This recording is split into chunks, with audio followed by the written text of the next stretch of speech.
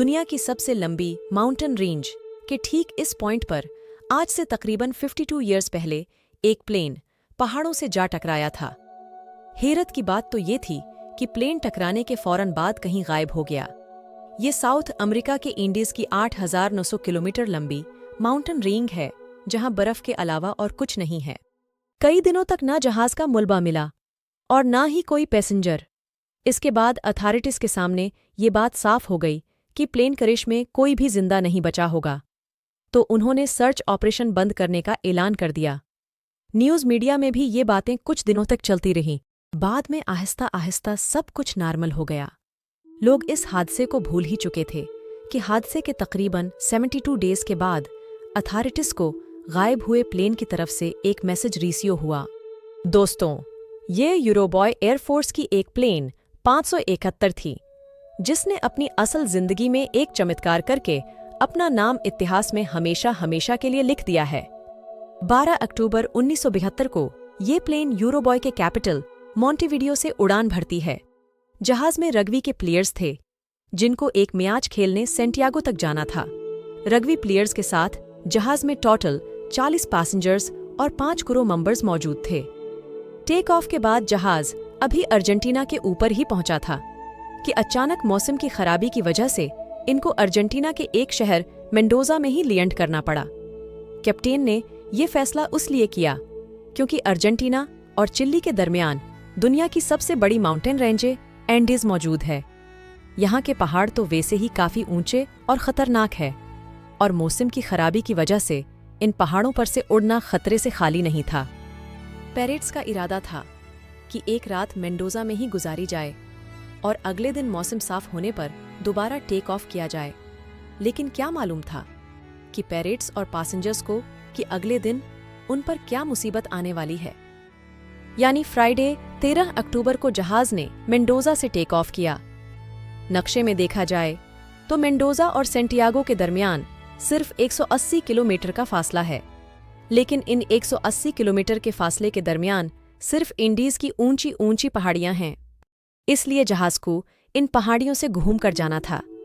इस जहाज के पैरेट के पास इसी रूट पर तकरीबन 50 के करीब फ्लाइट्स को उड़ाने का एक्सपीरियंस था। मेंडोजा से टेक ऑफ करने के बाद फ्लाइट प्लान के मुताबिक साउथ की तरफ रवाना हुआ। जहाज की हाइट गेन करने के दौरान पायलट्स ने देखा कि बादलों की एक मोटी परत ने नीचे का सारा मंजर छिपा दिया है।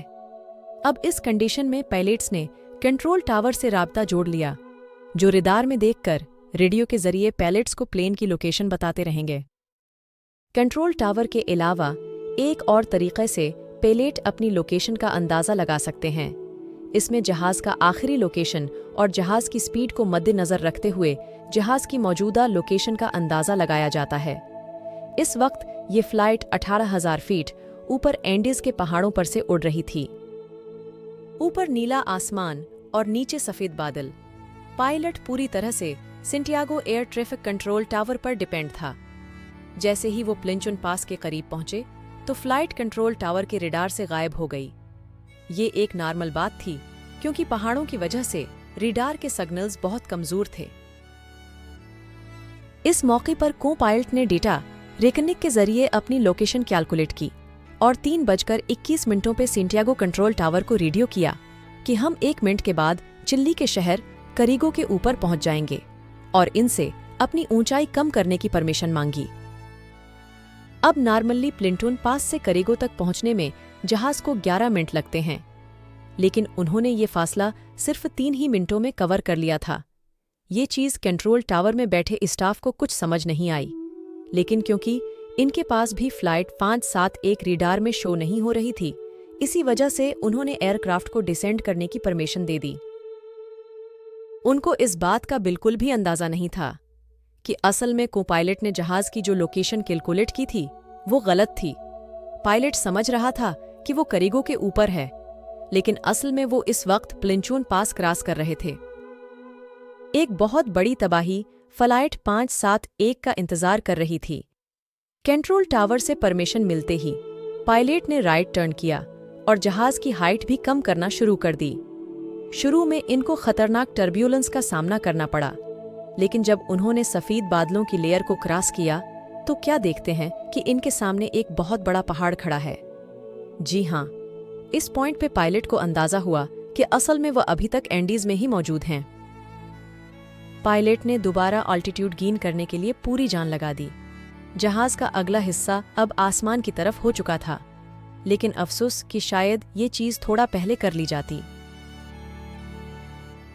जहाज की टेल पहाड़ की चोटी से टकराई और जहाज से अलग हो गई। इस वक्त ये पहाड़ पूरी तरह बर्फ से ढका हुआ था। बिना टेल और विंग्स के फ्लाइट का फ्यूजलाज बर्फ में स्लाइड करता सीधा नीचे की तरफ आया और इस पॉइंट पर आकर रुक गया। क्रैश की वजह से 12 पैसेंजर्स मौके पर ही दुनिया से जा चुके थे, खास तौर पर वो लोग जो जहाज के पिछले हिस्से में मौजूद थे। माजजाती तौर पे प्लेन के फ्यूजलाज में 33 पैसेंजर्स की जान तो बच गई, लेकिन इनको काफी चोटें लगी थी। टेल अलग हो जाने की वजह से प्लेन का पिछला हिस्सा खुला हुआ था और इसमें से जबरदस्त ठंड अंदर आ रही थी। ये उस वक्त 11,500 फीट की ऊंचाई पर एंडीज में फंस चुके थे। जहाज का टेम्परेचर -30 डिग्री सेल्सियस था। बाहर निकलते साथ ही जहां तक उनकी नजर जा रही थी, वहां तक सिर्फ बर्फ के बड़े पहाड़ ही नजर आ रहे थे। सबसे पहले उन्होंने अपने मरे हुए साथियों की डेड बॉडीज को बर्फ में दफना दिया और दूसरी तरफ चिली अथॉरिटीज को प्लेन क्रैश के बारे में पता चला, पर उनको ये मालूम नहीं था कि प्लेन असल में अर्जेंटीना में ही क्रैश हुआ था। बगैर वक्त ज़ाया किए उन्होंने सर्च ऑपरेशन स्टार्ट किया, जिसमें 4 एयरप्लेन्स ने हिस्सा लिया था। सुबह से लेकर शाम तक सस्पेक्टेड एरिया को सर्च करने के दौरान उनको न ही कोई प्लेन नजर आया और न ही कोई मलबा। ये एक बहुत ही मुश्किल सर्च ऑपरेशन था, क्योंकि नीचे सारे पहाड़ बर्फ की वजह से लाइट को रिफ्लेक्ट कर रहे थे। इस सर्च ऑपरेशन में यूरोबॉय और अर्जेंटीना ने भी हिस्सा लिया और अब टोटल 11 एयरक्राफ्ट्स पूरा दिन फ्लाइट 571 को ढूंढने में गुजार देते। इधर क्रश साइड पे बचे हुए पैसेंजर्स के ऊपर से कई बार रेस्क्यू प्लेन्स गुजर कर गए, लेकिन इनके लाख इशारे देने के बावजूद भी एक रेस्क्यू प्लेन की नजर इन पर न पड़ सकी। बाद में उनको एक लगेज से एक लिप्स स्टिक मिली, जिससे उन्होंने प्लेन के फ्यूजलाज पर बड़ा बड़ा SOS लिख दिया। लगेज बैग से बर्फ पर बड़ा क्रॉस भी बनाया, लेकिन फिर भी रेस्क्यू प्लेन की नजर उन पर नहीं पड़ी। टोटल 8 दिनों तक सर्च ऑपरेशन चलाने के बाद 21 अक्टूबर 1972 को तमाम पैसेंजर्स को डेड डिक्लेयर करके सर्च ऑपरेशन को बंद कर दिया गया। 11वें दिन क्रैश साइट पर मौजूद पैसेंजर्स को प्लेन के अंदर से एक रेडियो मिला, जिसको ठीक करके उन्होंने खबर सुनी कि उन सबको ढूंढने का सर्च ऑपरेशन बंद कर दिया गया है। अब क्रैश साइट पे सिर्फ 28 पैसेंजर्स बचे हैं। उन्होंने जहाज के मलबे और लगेज बैग्स को इकट्ठा किया और फ्यूजलाज को बंद किया ताकि ठंड से बचा जा सके। सीट कवर्स को गर्माइश के लिए इस्तेमाल किया और इनसे अपने लिए जूते बना लिए। इस वक्त तक उनके पास खाने के लिए सिर्फ 8 चॉकलेट बार्स, 3 जाम के जार्स, कुछ ड्राई फ्रूट्स और कुछ पानी की बोतल्स बाकी थी। पहला हफ्ता तो उन्होंने इन सब चीजों को आपस में बांटकर खा लिया, लेकिन जब ये तमाम चीजें खत्म हो गई तब उन्होंने कपड़े और कॉटन को खाना शुरू कर दिया, जिससे उन लोगों की तबीयत मजीद बिगड़ गई। एंडीज के जिस हिस्से में वो लोग थे वहां एनर्जी के लिए कोई सोर्स नहीं था, और जिस जगह ये प्लेन क्रैश हुआ था उस पहाड़ी से उतरना या चढ़ाई करना नामुमकिन था। इस दौरान पैसेंजर्स की हालत ये थी कि उनका बॉडी वेट 40% तक कम हो चुका था। आखिर में उन्हें कुछ समझ नहीं आया तो उन्होंने अपने मरे हुए साथियों के डेड बॉडीज को खाना शुरू कर दिया। जाहिर है ये फैसला मुश्किल था, लेकिन भूख प्यास और मजबूरी ने उन्हें ये कदम उठाने पर मजबूर कर दिया था। क्रैश के 17 दिनों के बाद अचानक रात को एक तूफान आया। बर्फीले तौदे की स्पीड इतनी थी कि पूरा फ्यूजलाज बर्फ से ढक गया, जिसमें मजीद 9 पैसेंजर्स की मौत हो गई और बचे हुए लोगों ने अपने लिए सांस लेने के लिए जगह बनाई। दिन गुजरते जा रहे थे और बचे हुए पैसेंजर्स आहिस्ता आहिस्ता मौत की नजर हो रहे थे। 12 दिसंबर यानी 60 दिनों तक 3 सर्वाइवल्स अपनी जिंदगी से हाथ धो बैठे। बाकी बचे हुए 16 लोगों के पास सिर्फ 2 ही रास्ते थे, या तो वो अपने बचे हुए दिन गिनना शुरू कर दे या फिर किसी तरह हिम्मत करके इस पहाड़ी को पार कर ले। 12 दिसंबर 1972 को 3 रग्बी प्लेयर्स कनीसा, पराडो और विसंतिन ने वेस्ट में मौजूद पहाड़ी को हाइक करने का फैसला किया। इस उम्मीद में कि पहाड़ी की दूसरी तरफ ग्रीन वैली होगी, जहां से उनको मदद मिल सके। ये एक बहुत ही तकलीफ देने वाली हाइक थी, क्योंकि न ही उनके पास प्रोफेशनल टूल्स थे और टेम्परेचर भी -30 डिग्री सेल्सियस था। उन्होंने हाथों से बनाए हुए स्लीपिंग बैग्स और जहाज की सीटों से बनाए हुए गर्म कपड़े लपेटे और हाइकिंग पे निकल गए। 3 दिनों की कड़ी मेहनत के बाद वो तीनों पहाड़ की चोटी पर पहुंच गए। पहाड़ की दूसरी तरफ देखा तो हर तरफ बड़े बड़े पहाड़ जो सिर्फ बर्फ से ढके हुए थे। वहां न तो कोई ग्रीन वैली थी और न ही कोई इंसानी जिंदगी के आसार। खाने की कमी की वजह से एक साथी दोबारा क्रैश साइट पर वापस चला गया और फिर पराडो और कनीसा ग्रीन वैली पहाड़ की दूसरी साइड मदद की उम्मीद में चल पड़े। और फिर 10 दिन लगातार चलने के बाद और 61 किलोमीटर का सफर तय करने के बाद वो आखिरकार एक ऐसी जगह पहुंचे जहां पर ग्रीन वैली थी, जानवर भी थे और नदी भी बह रही थी। सबसे पहले उन्होंने नदी पर पानी पिया और तभी उन्हें नदी के उस पार घोड़े पर एक शख्स दिखाई दिया। नदी के बहाव की वजह से उन दोनों की आवाज उस शख्स तक पहुंच नहीं पा रही थी।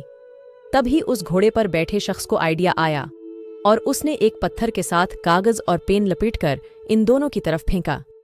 कनीसा और पराडो ने अपने साथ हुए सारे माजरा को उस पेपर में लिख दिया और वापस उस शख्स को दे दिया। वो शख्स घोड़े को भगाकर इस कागज को चिलियन अथॉरिटीज तक ले गया। पहले तो उनको यकीन नहीं आया कि प्लेन क्रैश के 2.5 महीने के बाद भी पैसेंजर्स जिंदा कैसे रह सकते हैं। और फिर अथॉरिटीज ने कानिसा और पराडो को रेस्क्यू किया और उनकी मरहम पट्टी करने के बाद उनसे तफसील से इंटरव्यू लिया। 27 दिसंबर 1957 को, यानी क्रैश से 72 डेज के बाद, 3 रेस्क्यू हेलीकॉप्टर्स कानिसा और पराडो की मदद से क्रैश साइट पर पहुंचे।